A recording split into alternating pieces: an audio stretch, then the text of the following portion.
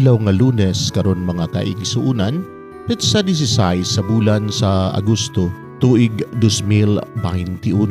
Ang pagbasa kinutlo gikan sa Ebanghelyo sumala ni San Mateo, kapitulo 19, bersikulo 16 ngadto sa 22.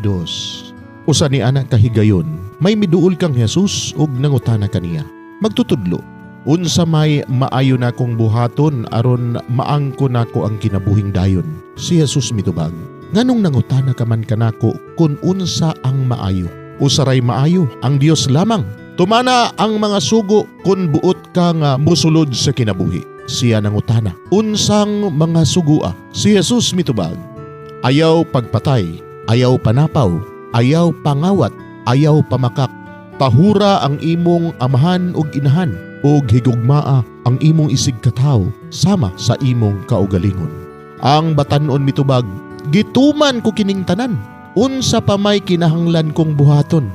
Ug miingon si Jesus kaniya, kun gusto kang mahingpit, lakaw og ibaligya ang tanan mong katigayunan og ihatag ang halin ngadto sa mga kabus ug makabaton kag mga bahandi didto sa langit.